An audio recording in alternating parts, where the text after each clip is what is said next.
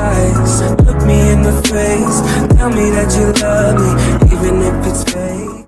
Hello everyone, welcome back to my channel commerce with Anjali Talwar. आज हम अपना न्यू चैप्टर स्टार्ट कर रहे हैं जो कि है new economic reform since 1991।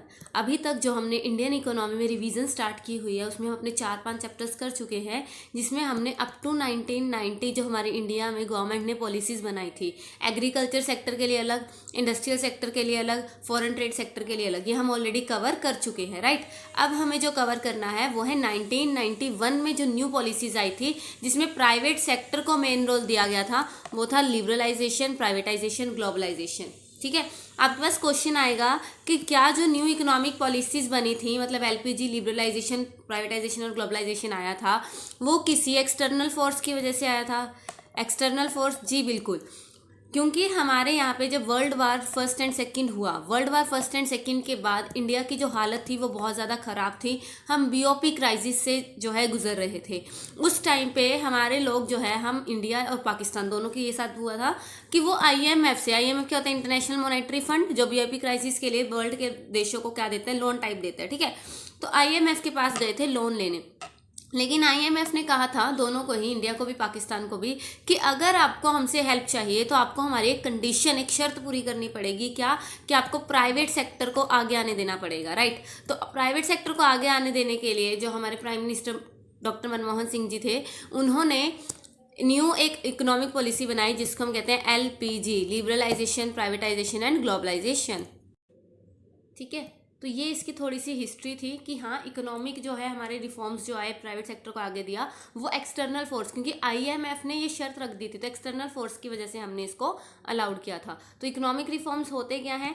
Economic reforms की अगर कल इकोनॉमिक रिफॉर्म्स का मीनिंग आ जाए तो ऐसी इकोनॉमिक पॉलिसीज जो बनाई जाती हैं for the growth and development of the economy.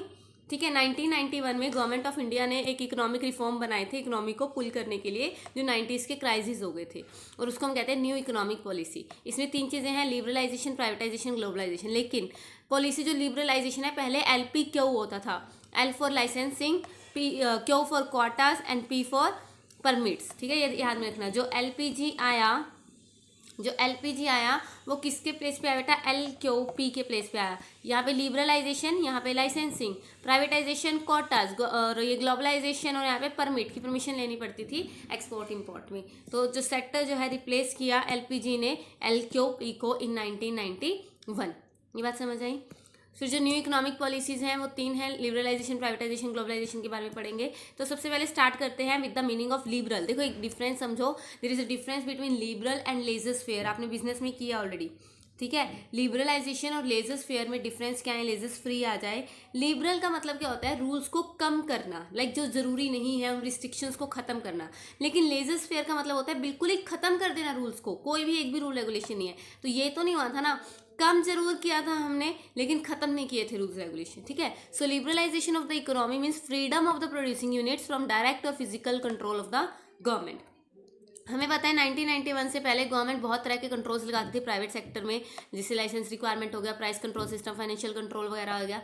ठीक है, तो गवर्नमेंट ने एक्सपीरियंस किया कि इसकी वजह से बहुत ज़्यादा नुकसान हो रहा है इकोनॉमी को, इन कंट्रोल्स की वजह से। तो इन कंट्रोल को की वजह से ही करप्शन, अनड्यू डिलेज और इनएफिशिएंसीज हो रही हैं, और जो ग्रोथ रेट है जीडीपी का वो बहुत कम हो गया है। सो इनकी वजह से liberalisation of the economy considered as a key component of NEP.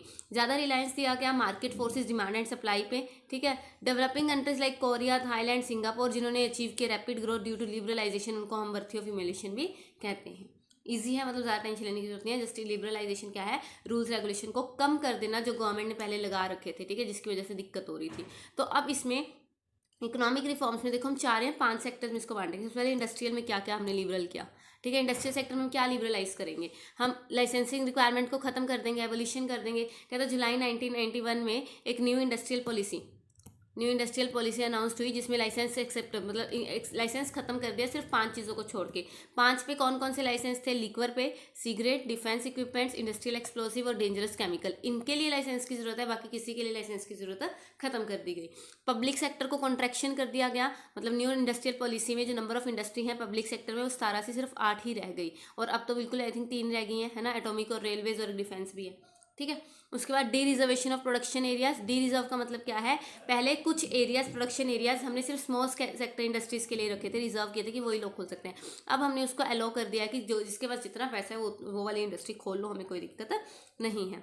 Expansion of production capacity, कि लोग अपनी पहले क्या होता था, प्रोडक्शन कैपेसिटी को इंक्रीज करने के लिए भी लाइसेंस रिक्वायरमेंट, परमिशन की जरूरत पड़ती थी, लेकिन अब हमने क्या कर दिया, फ्रीडम दे दी कि कोई लाइसेंस रिक्वायरमेंट की जरूरत नहीं है। अगर आपके पास कैपेबिलिटी है, आपके पास एबिलिटी है, आप एक्सपेंड कर सकते हो तो एक्सपेंशन करो, ठीक है। और कैपिटल गुड्स को भी हम क्या कर सकते हैं, अब फ्रीडम है हम कि उनको इम्पोर्ट कर सकते हैं। कैपिटल गुड्स कौन से होते हैं, मशीनरी वगैरह, ठीक है, कि मशीनरी वगैरह को बाहर से इम्पोर्ट कर सकते हैं, टेक्नोलॉजी को बाहर से मंगा सकते हैं। ये क्या थे, इंडस्ट्रियल सेक्टर रिफॉर्म लिबरलाइजेशन के अंदर।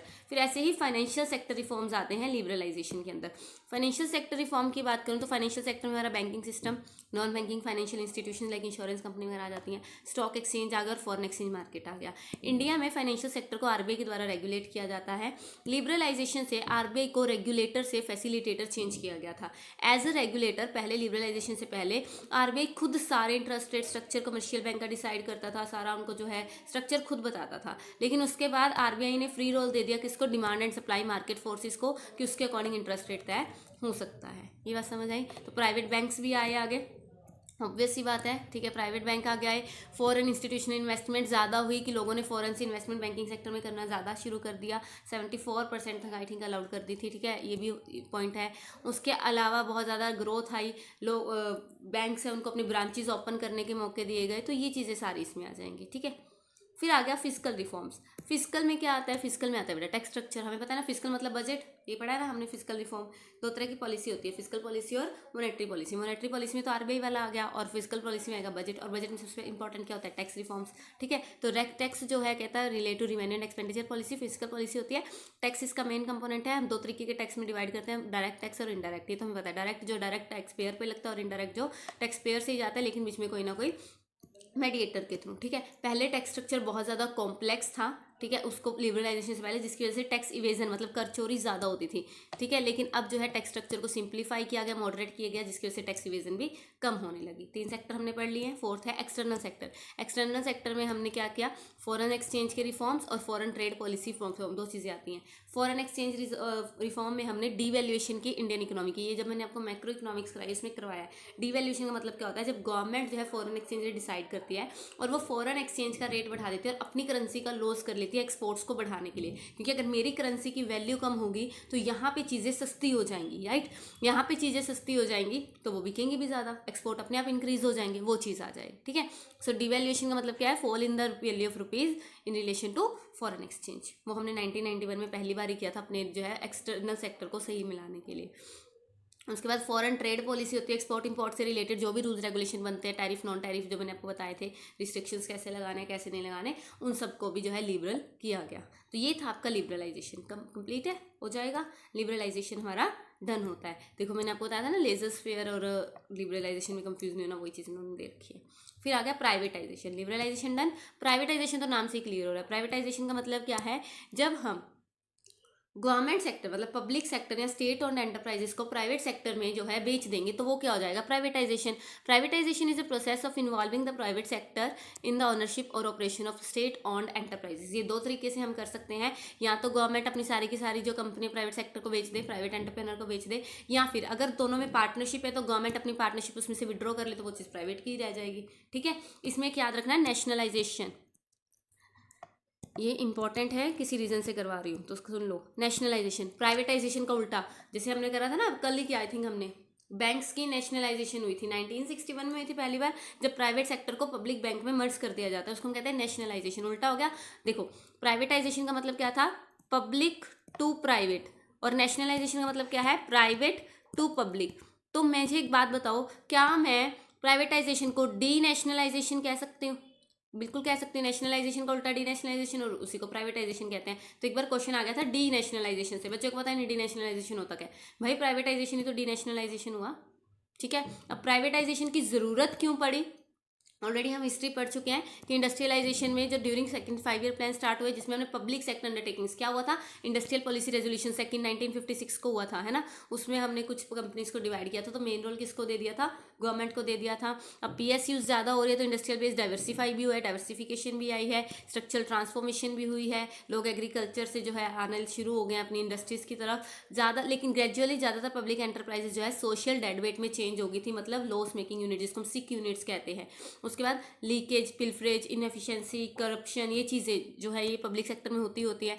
सो अकॉर्डिंगली 1991 में गवर्नमेंट ने डिसाइड किया कि पब्लिक सेक्टर को बाहर निकालेंगे और प्राइवेट ही मेन जो है रोल प्ले करेगा। So in view of their efficient performance Navratna को जो है एक पब्लिक सेक्टर में रहने दिया। नवरत्न क्या थी, नवरत्न एक पब्लिक सेक्टर अंडरटेकिंग्स थी, 9 प्रॉफिट मेकिंग कंपनीज थी। देखो वर्ड आ जाए नवरत्न, नवरत्न किसके लिए यूज हुआ कि 9 गवर्नमेंट की ऐसी कंपनीज थी जो प्रॉफिट मेकिंग थी, ठीक है, एज कम्पेयर टू अदर, तो उन 9 को पब्लिक में ही रहने दिया। एक वर्ड आ जाएगा नवरत्न, वर्ड निकला कहाँ से, 9 ज्वेल्स। कोई राजा थे, वो अपने जो उनके जो साथ रहते हैं ना चेले, वो जो 9 मेन थे उनको अपने 9 ज्वेल्स के नाम से जानते थे, तो वहाँ से ही निकला, ठीक है, ये कर लेना थोड़ा सा।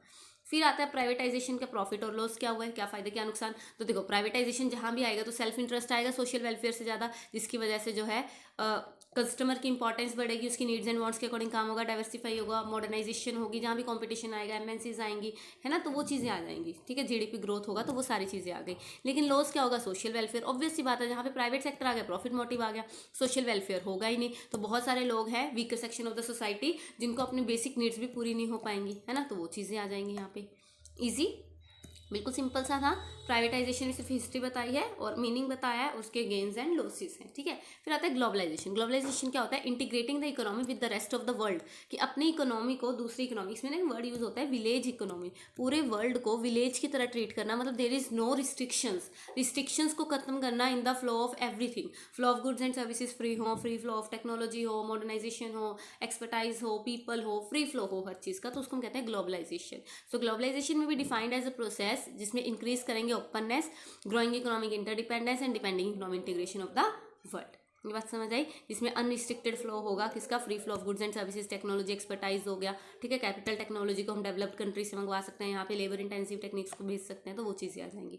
तो क्या क्या स्टेप्स उठाई गई, पॉलिसीज क्या क्या आएंगी ग्लोबलाइजेशन को प्रमोट करने के लिए, कौन कौन सी पॉलिसी उठाई। अब मुझे एक बात बताओ, ग्लोबलाइजेशन मतलब एक्सपोर्ट इम्पोर्ट, अब एक्सपोर्ट इम्पोर्ट को ठीक रोकने के लिए tariff non tariff 2 barriers use किए जाते हैं, तो इनको खत्म कर देंगे, बैरियर्स ही तो खत्म करने हैं, तो टैरिफ नॉन टैरिफ बैरियर्स को खत्म कर देंगे, वो चीज़ आ जाएगी। देखना सबसे पहले फॉरेन लिमिट जो है इन्वेस्टमेंट लिमिट जो है इंक्रीज कर देगी। अब ये सुनो, फॉरेन लिमिट का मतलब क्या होता है, यहाँ पे किसी किसी सेक्टर में हम अलाउड करते हैं कि अगर फॉरेन कोई कंपनी MNC आके यहाँ पे वो चीज़ लगाती है या इन्वेस्ट करती है, तो वो मैक्सिमम लगा लो 47% उसकी ओनरशिप हो सकती है, ताकि वो ओनरशिप राइट ना ले सकते। 50 या 51% में ओनरशिप राइट उसको मिलेगा, 51% में।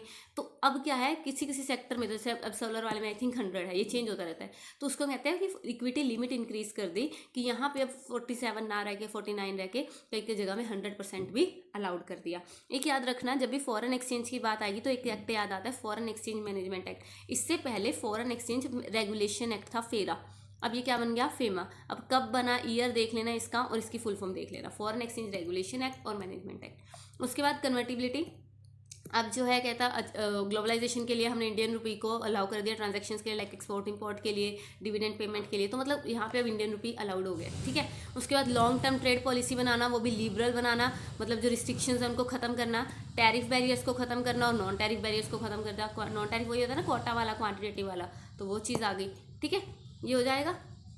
उसके बाद वर्ल्ड ट्रेड ऑर्गेनाइजेशन, देखो ये ध्यान से कर लेना, एक बार मैं आपको ओवरव्यू बता देती हूँ। वर्ल्ड ट्रेड ऑर्गेनाइजेशन क्या है, एक तरह का इंस्टीट्यूट है, ऑर्गेनाइजेशन है जो रूल्स रेगुलेशन बनाता है पूरे वर्ल्ड में ट्रेड करने के लिए, ठीक है।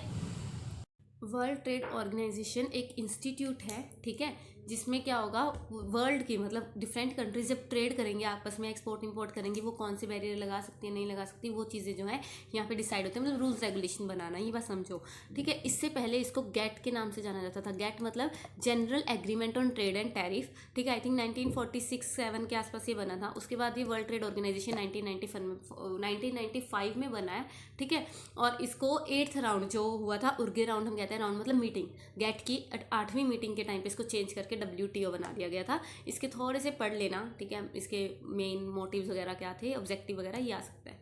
उसके बाद आता है एलपीजी पॉलिसी की अप्रेजल। अप्रेजल का मतलब क्या है, मेरिट्स डीमेरिट्स बतानी है। तो मेरिट्स क्या हुई, इकोनॉमी इंक्रीज हुई, ऑब्वियस सी बात है एलपीजी पॉलिसी के कारण जीडीपी ग्रोथ हुआ, इंडस्ट्रियल प्रोडक्शन इंक्रीज हुआ। जब प्राइवेट सेक्टर आएगा तो प्रोडक्शन तो इंक्रीज होगी।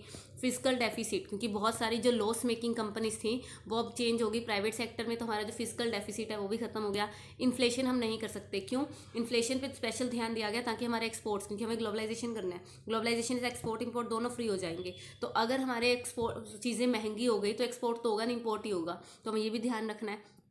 कंज्यूमर की इंपॉर्टेंस बढ़ी, उसकी नीड्स एंड वांट्स के अकॉर्डिंग सामान बना। फॉरेन एक्सचेंज रिजर्व में इंक्रीज आया ग्लोबलाइजेशन के कारण। प्राइवेट फॉरेन इन्वेस्टमेंट यहाँ पे आई, प्राइवेट सेक्टर भी फॉरेन सेक्टर में आया है ना, मतलब एमएनसीज वगैरह आई।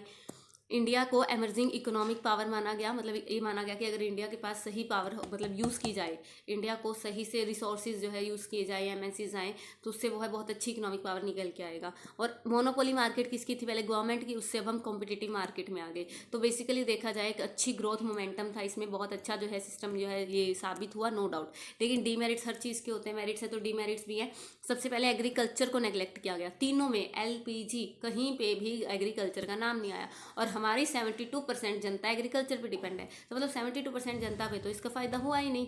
ये बात समझ में आई। उसके बाद जो ग्रोथ प्रोसेस है वो अर्बनाइजेशन में ही रह गया। मतलब रूरल सेक्टर में क्यों कोई कंपनी लगाएगा, कोई भी कंपनी है, कोई भी आपने कंपनी लगानी है, तो अगर मैं आपको ऑप्शन दूँ रूरल सेक्टर में लगाना कि अर्बन में, आप अर्बन में लगाओगे। उसका रीज़न क्या है कि आपको फैसिलिटीज़ मिलेंगी, राइट, जिसकी वजह से अर्बन सेक्टर और ग्रो कर गया और रूरल पीछे का पीछे रह गया। तो जो गल्फ है रूरल अर्बन का वो और भी इंक्रीज हो गया।